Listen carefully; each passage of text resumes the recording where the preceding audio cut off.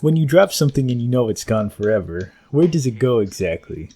What exactly are snails trying to do? How can you have any pudding if you don't eat your meat? Has anyone really been far even as decided to use even go want to do look more like? According to a Reddit thread posted 7 years ago, these are some questions that have no answers. But you know what question can be answered? Whether or not you can beat Tsavo Highway while using only an assault rifle on Legendary. When I first started the level, I unexpectedly had frame rate issues, which was weird because I just got a new graphics card. But I just said screw it and considered it to be just another obstacle I had to get through, just like my urge to jump into fire. But my biggest obstacle and concern in this challenge was the need for a heavy reliance on vehicles. Ultimately, I decided that I could drive around in vehicles as long as I didn't use them to kill enemies, so driving around in a Warthog packed full of Marines was fair game. After all, I wasn't killing any enemies, I was just supplying and giving Marines some convenient transportation who so happened to kill my enemies. So anyways, after Marine accountability, I decided to go with the transport Warthog rather than the regular one because I thought that it would be easier to keep a bunch of Marines alive at once. Since I will be lacking in a lot of firepower, I'm going to need the Marines to make up for it. But the Marines in the transport hog themselves were not much in terms of firepower in the beginning. Still, with a little patience, the Marines were able to eventually kill these few jackals and grunts. After gaining a new party member, we exited the cave and faced some more light infantry, which wasn't really a big deal. After dealing with some jackal snipers and collecting their beam rifles, I realized that the Marines in the turret hog will actually stop and wait for me before proceeding to the next area, which was comforting. I always thought that it was their main objective to go way ahead and get killed as quickly as possible. Driving to the next area, we faced a bunch of plasma turrets and our first fuel rod cannon that I planned to collect. I had to reset the checkpoint a few times because of the lucky shots that the brute kept getting on the turret hog. But after the brute and the plasma cannons, I had to make sure that no grunts stuck me and killed all my Marines, which is always fun. After eventually killing them all and collecting my prize, I moved on to the next area, where I really struggled. My first strategy was to hot wheel it up and hope for the best. And while that might have worked for me if I used the other Warthog as bait, I really wanted to keep the other Warthog alive. I tried a few things like tailing the turret hog to hopefully soak up some rounds for it, and I also tried to rely on luck and see if I could get away with just wishing that the other hog survived. At some point, however, I figured out that I can keep the other Warthog from advancing by driving over them and blocking their path. Sweet. This made things a lot easier because my Marines with the fuel rod and the beam rifles were able to get rid of the phantom turret and shade turrets from a distance.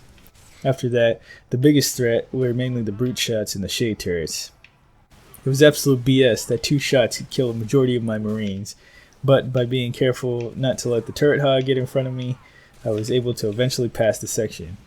It was still pretty annoying though, considering that for whatever reason, the enemies would surprisingly prioritize the turret hog, even though I thought that the enemies always prioritize the player. But anyways, after cleaning up some jackal snipers along with some other light infantry, I made it to the next section, with this freaking annoying brute chieftain. Unfortunately, he kept falling off the building, which gave him a pretty good chance to pop us with his fuel rod whenever we peeked the corner. Even worse, I got stuck with this checkpoint, with me driving headfirst into this rock, which made every time I died that much more awkward.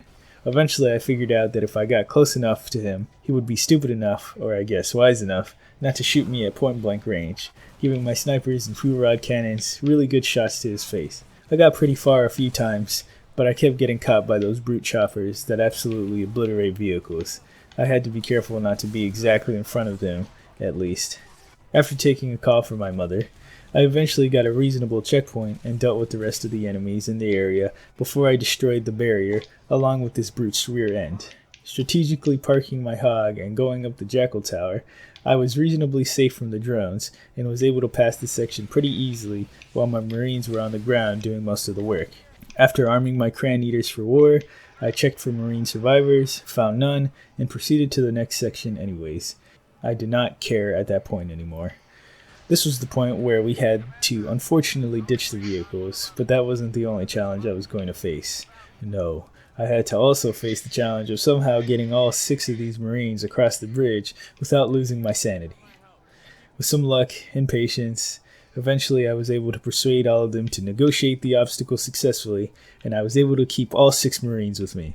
I was finally on foot and eager to save some other Marines, but the trouble with being on the front lines while being supported by fuel rod-toting Marines is that you are prone to come down with a case of fratricide. The Brute and 2 grunts here weren't really any trouble for the most part, but I had to carefully babysit my Marines because if just one Brute got in the middle of them, they would all literally be wiped out. I carefully made my way through the debris while carefully arming my Marines with more powerful weapons I found on the ground as we went along, providing them with covering fire and trying not to go too far off without them. The Brute shots, of course, gave me a lot of trouble, but what eventually worked was using those concrete pipe looking things to flank the Brutes and getting lucky enough for them to be looking the other way as I tapped on their bright blue rears.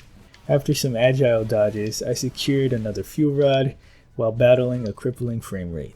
But alas, my lack of attention to detail got the better of me, and I lost track of how much ammo I had.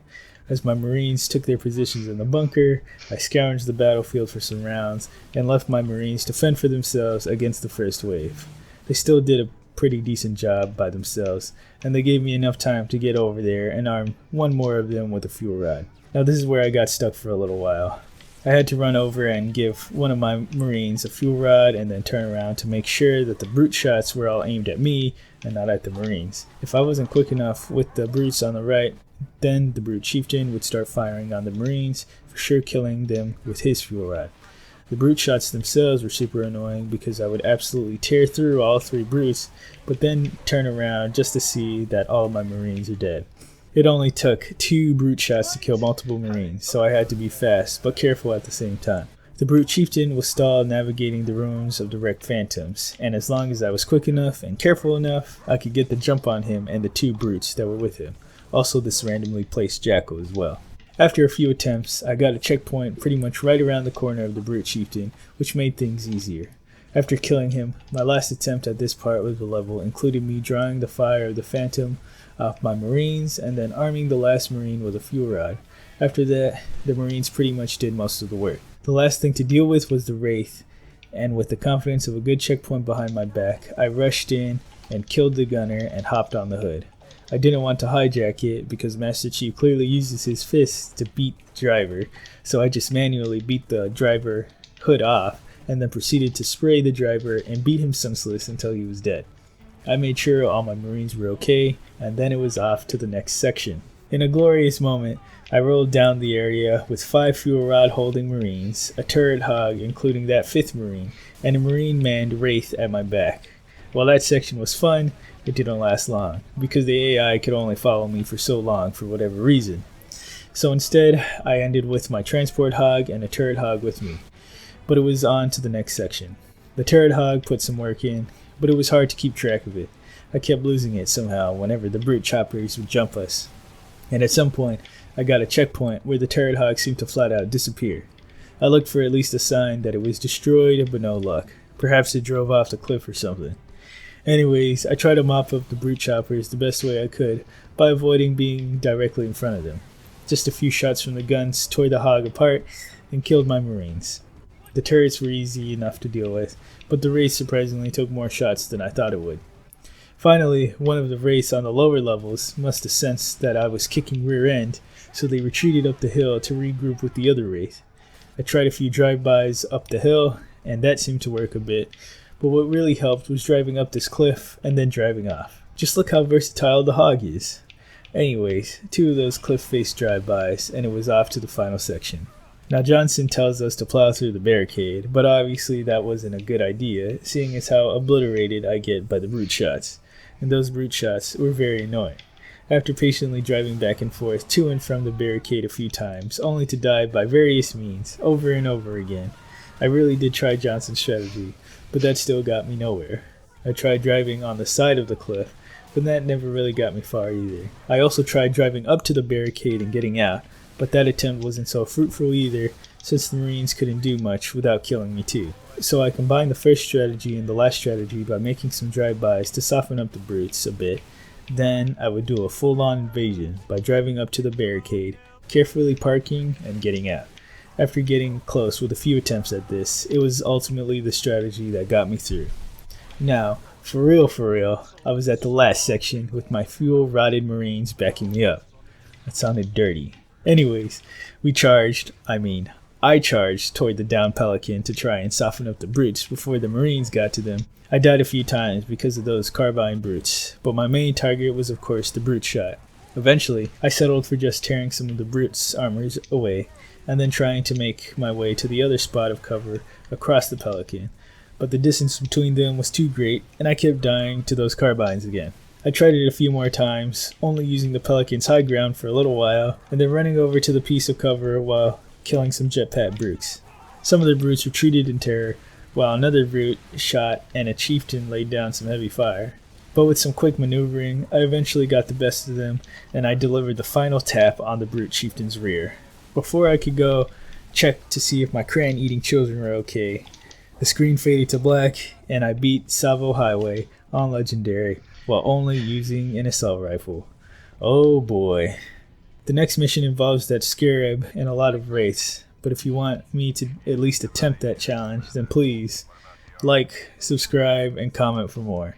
These videos take a lot of effort to make. So anyways, see ya. Bye.